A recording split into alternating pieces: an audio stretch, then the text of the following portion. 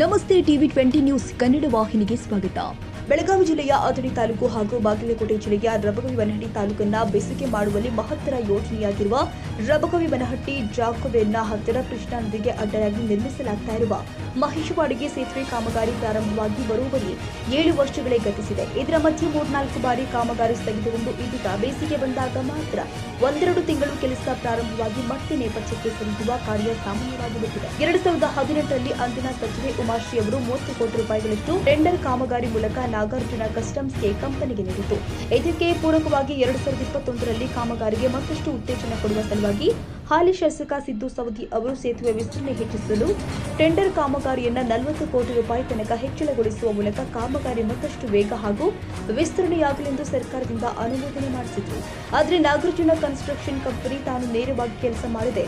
ಗುತ್ತಿಗೆ ಕಂಪನಿಯಾದ Tejas super construction ಕಂಪನಿಗೆ ಕೆಲಸ ಮಾಡಲು ಅನುಮತಿ ಕೊಟ್ಟಿತು. ಕೆಲಸ ಪಡೆದ ಸಹ ಗುತ್ತಿಗೆ ಕಂಪನಿ 4 ವರ್ಷಗಳ ಕಾಲ ಕೆಲಸ ಮಾಡಿ ತಮ್ಮ ಸಾಮಾನುಗಳನ್ನು ತೆಗೆದುಕೊಂಡು ಇಲ್ಲಿಂದ ಪರಾರಿಯಾಗಿ ಹೋಯಿತು. ತದನಂತರ ಕಾಮಗಾರಿ ಸ್ಥಗಿತಗೊಂಡು ಕೂಡ ನಾಗಾರ್ಜುನ ಕಂಪನಿ ತಾನೇ ಕೆಲಸ ಮಾಡಿದೆ. ಮತ್ತೊಂದು ಸಹ ಕಂಪನಿಯಾದ ಸೂಜಿ ಇನ್ಫ್ರಾ ಕಂಪನಿಗೆ ಕೆಲಸ ಕೊಟ್ಟಿತ್ತು. ಈ ಕಂಪನಿಯು ಯಾವುದೇ ಮಷಿನರಿಗಳನ್ನ ಜಾಸ್ತಿ ತರದೆ ಕೇವಲ ತೋರಿಕೆಗಳಷ್ಟೇ ಕೆಲಸ ಮಾಡಿ ತುಂಬಾ ವಿಳಂಬ ಮಾಡ್ತಾ ಹೋಯಿತು. ಆದರೂ ಕೂಡ ಯಾವುದೇ ಸರ್ಕಾರ ಕಣ್ಣು ತೆರೆದು ಕಾಮಗಾರಿಗೆ ವೇಗ ಕೊಟ್ಟಿಲ್ಲ. ಸಹ ಗುತ್ತಿಗೆಯನ್ನ ಪಡೆದಿರುವ ಕಂಪನಿಯು ಕಾಮಗಾರಿಯ ತೀವ್ರ ನಿರ್ಲಕ್ಷ್ಯದಿಂದ ನಡೆಸುವಲ್ಲಿ ಕಾರಣವಾಗಿ ಕೇವಲ ವರ್ಷದ 2 ತಿಂಗಳಷ್ಟು ಕಾರ್ಯ ಪ್ರಾರಂಭಿಸುತ್ತೆ. ವರ್ಷ ಪೂರ್ತಿ ಇದೇ ತರ ಕೆಲಸ ಮಾಡಿ ಇಂದಿಗೆ 6 ವರ್ಷ ಗತಿಸಿದ್ದು. ಆದರೆ ಇವತ್ತಿಗೆ ಕೆಲಸ ಕೇವಲ ಅರ್ಧದಷ್ಟು ಪೂರ್ಣವಾಗಿಲ್ಲ. ಇದರಿಂದ ಬೇಸತ್ತ ರಬಕವಿಬನಹಟ್ಟಿ ತಾಲೂಕಿನ ಜನತೆ ಹೋರಾಟಕ್ಕಿಳಿಯಬೇಕಾದ ಅನಿವಾರ್ಯತೆ ಇದೆ ಎಂದು ಎಚ್ಚರಿಕೆ ಕೊಟ್ಟಿದ್ದಾರೆ. ಸೇತುವೆ ನಿರ್ಮಾಣಕ್ಕಾಗಿ ಸುಮಾರು 4-5 ಎಕರೆಯಷ್ಟು ಭೂಮಿಯನ್ನ ವಶಪಡಿಸಿಕೊಳ್ಳಲು ರೈತರನ್ನ ಒಪ್ಪಿಸಿ ಅವರಿಗೆ ನೇರ ಖರೀದಿ ಮುಖಾಂತರ ಜಾಸ್ತಿ ಪರಿಹಾರ ಕೊಡದೆ ಕೇವಲ ಕಾಲಹರಣ ಮಾಡಿ ಸರ್ಕಾರದಿಂದ ಇಲ್ಲಿಯವರೆಗೆ ಪರಿಹಾರ ಕೊಟ್ಟಿಲ್ಲ. ಇದರಿಂದ ರೈತರು ಒಪ್ಪದೇ ಇರುವಾಗ ಮತ್ತೆ ಭೂ ಸ್ವಾಧೀನಕ್ಕೆ ಮುಂದಾಯಿತು. ಇದರಿಂದ ರೈತರ ಜಮೀನುಗಳಿಗೆ ಭೂ ಸ್ವಾಧೀನವಾಗುವ ತನಕ ಜಮೀನಿನಲ್ಲಿ ಕೆಲಸ ಮಾಡದೆ ಕೇವಲ ನೋಡ್ಕೊಂಡು ಕುಳಿತುಕೊಳ್ಳುವ ಪ್ರಸಂಗದಲ್ಲಿದೆ. ಇವೆಲ್ಲವನ್ನ ಗಮನದಲ್ಲಿ ಇಟ್ಟುಕೊಂಡು ಸರ್ಕಾರ ಬೇಗ ಪರಿಹರಿಸಲಿ ಎಂದು ಸಾರ್ವಜನಿಕರು ಆಗ್ರಹ ಮಾಡಿದ್ದಾರೆ.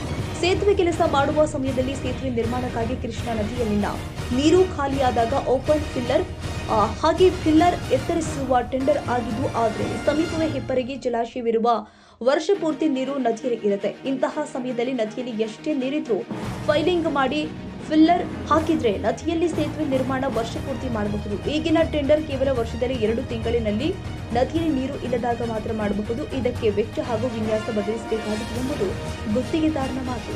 ಇವೆಲ್ಲದರ ನಿರ್ಲಕ್ಷ್ಯದಿಂದಾಗಿ ಯೋಜನೆಯು ಸಂಪೂರ್ಣ ಹಳ್ಳ ಹಿಡಿದಿತ್ತು. ಪ್ರಸಕ್ತ ವರ್ಷ ಬೇಸಿಗೆ ಶುರುವಾಗಿದ್ದು ಕಾಮಗಾರಿಯತ್ತ ಅಧಿಕಾರಿಗಳು ಹಾಗೂ ನಿರ್ಮಾಣ ಸಂಸ್ಥೆ ಸುಳಿದಿಲ್ಲ. ಈ ಬಾರಿಯಾದರೂ ಪೂರ್ಣಗೊಳ್ಳುತ್ತಾ ಕಾದು ನೋಡಬೇಕಾಗಿದೆ. ಕನ್ನಡಿಗರ ಮೆಚ್ಚಿನ ನಿಮ್ಮ ಟಿವಿ 20 ಕನ್ನಡ ವಾಹಿನಿ ಇದೀಗ ಟಿವಿಯಲ್ಲಿ ಲಭ್ಯ. ಕರ್ನಾಟಕ ಮತ್ತು ದೇಶ ವಿದೇಶದ 360 ಡಿಗ್ರಿ ಸುದ್ದಿ ವಿವರವನ್ನ ಪಡೆಯುವುದಕ್ಕೆ ಟಿವಿ 20 ವಾಹಿನಿಯನ್ನು ಲೈಕ್ ಮಾಡಿ, ವಿಡಿಯೋಗಳನ್ನು ಶೇರ್ ಮಾಡಿ, ಕಮೆಂಟ್ ಮಾಡಿ, ಸಬ್ಸ್ಕ್ರೈಬ್ ಮಾಡಿ. HCN ಕೇಬಲ್ 842 ನಂಬರ್ನಲ್ಲಿ ಹುಕ್ಕೇರಿ ತಾಲೂಕು ಹಾಗೂ ಸಂಕೇಶ್ವರದ ಸುತ್ತಮುತ್ತಲಿನ ಹಳ್ಳಿಗಳಲ್ಲಿ ಲಭ್ಯ. PCN ಕೇಬಲ್ 129 ನಂಬರ್ನಲ್ಲಿ ಹಾರುಗೆರೆ ಸುತ್ತಮುತ್ತಲಿನ ಹಳ್ಳಿಗಳಲ್ಲಿ ಲಭ್ಯ. ರಾಯಬಾಗ್ ಡಿಜಿಟಲ್ ಚಾನೆಲ್ ಕೇಬಲ್ 80ನೇ ನಂಬರ್ನಲ್ಲಿ ರಾಯಬಾಗ ತಾಲೂಕಿನ ಸುತ್ತಮುತ್ತಲಿನ ಹಳ್ಳಿಗಳಲ್ಲಿ ಲಭ್ಯ. UDCN ಕೇಬಲ್ ನೆಟ್ವರ್ಕ್ ಉಗಾರ ಸುತ್ತಮುತ್ತಲಿನ ಹಳ್ಳಿಗಳಲ್ಲಿ ನಿಮ್ಮ ಟಿವಿ 20 ಕನ್ನಡ ವಾಹಿನಿಯೂ ಲಭ್ಯ.